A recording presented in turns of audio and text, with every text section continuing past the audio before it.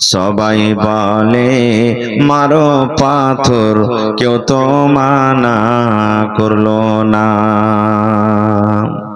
এত পাথর মারলো সেই দিন তয়েফ দেশের বেদিনে, আঘাত খায়ে দয়ার নবীজি পড়েছিলেন জমিনে। বেহুশ হয়ে দয়ার নবীজি পড়েছিলেন জমিনে। গায়ে যত কাপড় ছিল, গায়ে যত কাপড় ছিল, রঙিন হইল রক্ততে, কত রক্ত জমেছিল দয়ার নবীর জুতাতে, কত রক্ত জমেছিল দয়ার নবীর জুতাতে। রক্ত দেখে দয়ার নবীজি দিলে কোনো চিন্তা করলেন না, দুঃখে দুঃখে দিন কাটালেন, সুখের চিন্তা করলেন না। দুঃখে দুঃখে দিন কাটালেন, সুখের চিন্তা করলেন না। হায়রে আল্লাহ, হায়রে খোদা, কেমন করে কি করব দয়ার নবীর দিনের ওপর, কেমন করে চলিব। নারে তাকবীর। বুড়া লোকটা একদিন বলছেন, এই যুবক শোনো, এখানে বসে গেছেন। বলছে কি খবর? বুড়া বলছেন যে তুমি কি মুসলমান? বলছে আপনাকে কেমন লাগছে? বলছে আমি জানি না বলে জিজ্ঞাসা করছি, তুমি কি মুসলমান? বলছে হ্যাঁ আমি মুসলমান। তো বলছে যখন তুমি মুসলমান, তো তোমাকে এই রমজান মাসে একদিনও দেখতে পাই না যে তুমি মসজিদে এসে আল্লাহর ইবাদত বান্দেগি করো, কোন এমন টাইমে দেখতে পাই না যে তুমি মসজিদে নামাজ পড়িতে আসছো। কেমন মুসলমান তুমি? যুবক বলছেন, ও আপনারা বয়স্ক মানুষ খালি ভেজাল এমন কথা বলছেন। আরে আপনাদের মতন বয়স হবে, বুড়াবো তখন করব। এখন কি আমাদের বয়স আছে? এখন তো একবারে 30 বছর হয়েছে, 60 বছর হবে তখন আমরা করব। তখন ওই বয়স্ক লোকটা বলছেন যে এক কাজ করো, তুমি বসো এখানে, আমি বাড়ি থেকে আসছি। এবার 1 মিনিট পর একটা খাতার একটা কলম নিয়েছে, যুবককে বলছেন যে তুমি এখানে আমাকে লেখা দাও যে তুমি বুড়িয়া মরবে, তুমি বয়স্ক হ্যাঁ বুড়িয়া মরবে, এটা লেখা দাও। বলছে এটা কি লেখা যায় নাকি? তো বলছে তুমি যখন লিখতে পারবে না তো কেমন করে বলছো যে বুড়াবো তখন করব? তুমি কি জানো যা তুমি বুড়িয়া মরবে কি জুয়ানি থাকতে মরবে? বলছেন না। তাহলে তুমি কেমন করে কথাটা বলে দিলে? তো ভাইরে, এই সময়টা একবারে খুব বড় সময় চলে গেল। এই বছরে রমজান যারা আমরা পেলাম, সামনে বছর এই যতটি লোক আমরা বসে আছি, এদের মধ্যে কে পাবো আমরা কি জানি? কথা বলেন ভাই, জানি? কেউ জানি না। আমরা একটার মধ্যে কে যে থাকবো কে থাকবো না সেটা আল্লাহ ভালো জানেন, নাকি ভাই? তবে একটা লোক নামাজ পড়ে, তাও আর বুক ভরা আশা, আল্লাহ জান্নাত দিও। একটা লোক চুরি করে, তাও আল্লাহ তুমি জান্নাত দিও। একটা লোক মদ পান করে, তাও আল্লাহ তুমি জান্নাত দিও। একটা লোক হজ করতে যায়, তাও আল্লাহ তুমি জান্নাত দিও।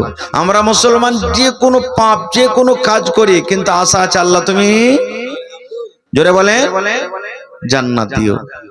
তো জান্নাতটা কি জিনিস? দুনিয়াতে কোন এমন আমল করতে গেলে আপনি জান্নাত যেতে পারবেন? কারণ আজকে জান্নাতের জন্য বসে আছে। আজকে দান করছেন, আল্লাহ গুনাহ মাফ করিও জান্নাত দিও। মসজিদ তৈরি করছেন, আল্লাহ তুমি জান্নাত দিও, নাকি? একবার উদ্দেশ্য আমাদের আছে।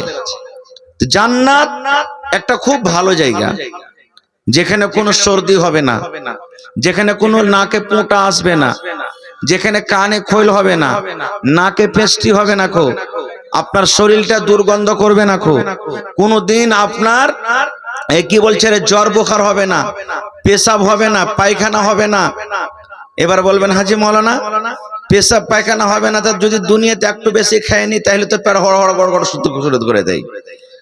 রোজার দিনে মানে রোজা রাখলাম, ঈদের দিন কত ভাই আছে এমন যে ওর পেট খারাপ হয়ে গেছে, হয়েছে না হয়নি? হাজি মৌলানা জান্নাতে তো আল্লাহ খাইতে দিবেন, খাবো তো পেট খারাপ হবে না বা পেশাব পায়খানা হবে না? রাসূল বলেছেন যে জান্নাতে যত পারবেন খান, কিন্তু যেমন একটা হাও করে ঢেকর উঠলো না, সব শেষ, ওইটাই পেশাব পাখানা সব। কিন্তু আমার আপনার পাঞ্জরে যদি কেউ ঢেকর তুলে তা মনে হয় নাকে কাপড় দিতে হবে, শালা পেঁচকে এসছে নাকি, দুর্গন্ধ করছে, কিন্তু ওইটা একটা মুস্ক আম্বারের মতন খুশবু হবে। আল্লাহ রাসূল মজাক করতেন। কেমন মজাক? নবীজি একদিন বসে আছেন, আর একজন মহিলা কালো দেখতে রাসূলকে প্রশ্ন করছেন, কি আল্লাহর নবী গো, আমি নামাজ পড়ি, রোজা রাখি, দান করে, সাদকা করে, খায়রাত করি, আল্লাহ যতটুকু আমাকে তৌফিক দিয়েছেন আমি তেলাওয়াত জিকির আজকার করি, তবে নবী গো আল্লাহ রব্বুল আমিন আমাকে জান্নাত দিবেন। আল্লাহর কি জান্নাত আমি যেতে পারবো?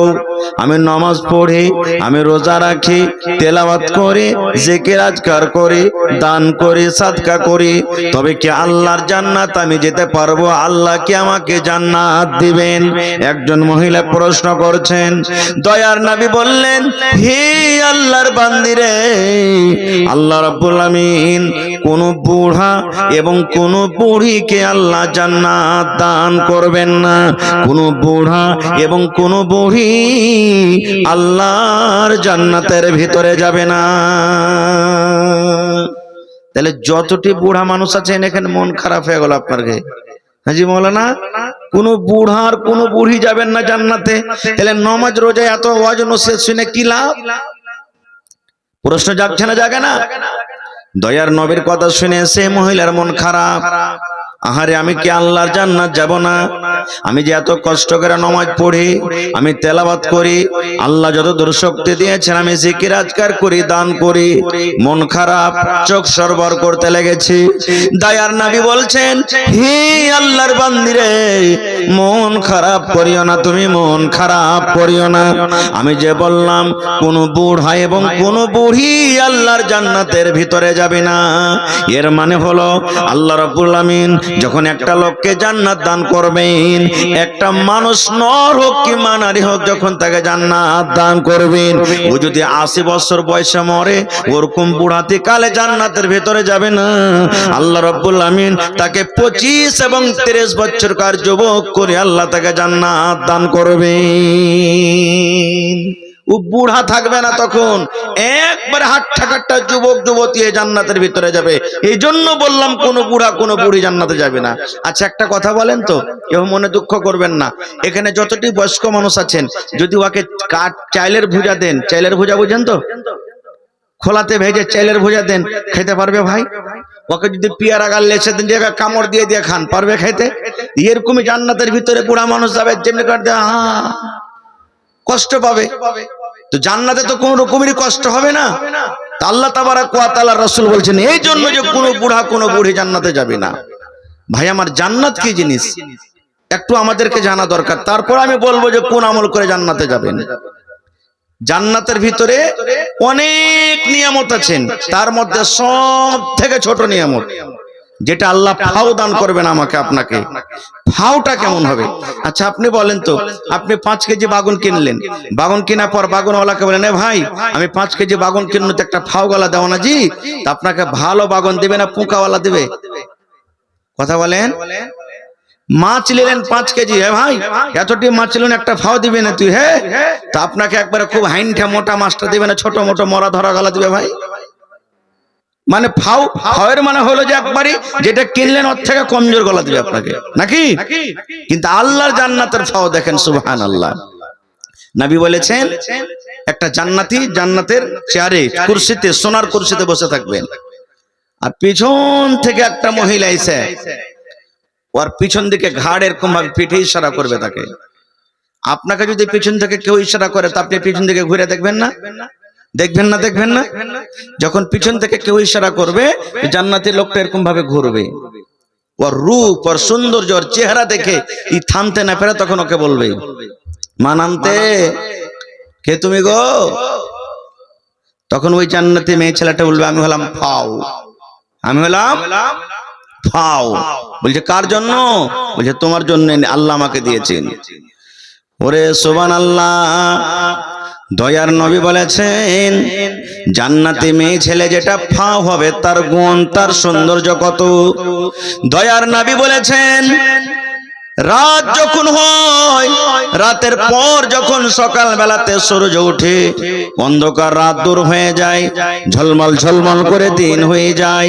দয়ার নবী বলেছেন আল্লাহ রাব্বুল আমিন ওই ফাওটাকে এত রূপ দান করেছেন, এত রূপ দান করেছেন, যদি দুনিয়াতে একটু নজর করে দেয় তাহলে সূর্যের আলো তার সামনে ফিকা হয়ে যাবে।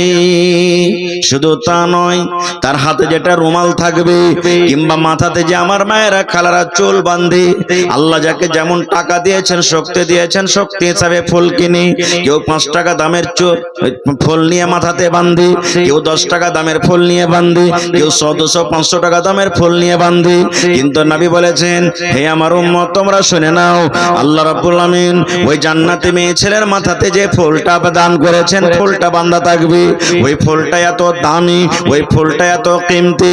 দুনিয়াতে যত সোনা আছে, দুনিয়াতে যত চাঁদি আছে, দুনিয়াতে যত দামি দামি জিনিস আছে, সমস্ত জিনিসকে যদি বিক্রি করে ওই জান্নাতে মেয়ে ছেলে ফুলটা খরিদ করা হয়, নবী বলেছেন এত দামি এত দামি দুনিয়া বিক্রি হয়ে যাবে, কিন্তু ওই জান্নাতে মেয়ে ছেলের মাথার ফুলটা খরিদ করতে পারবে না।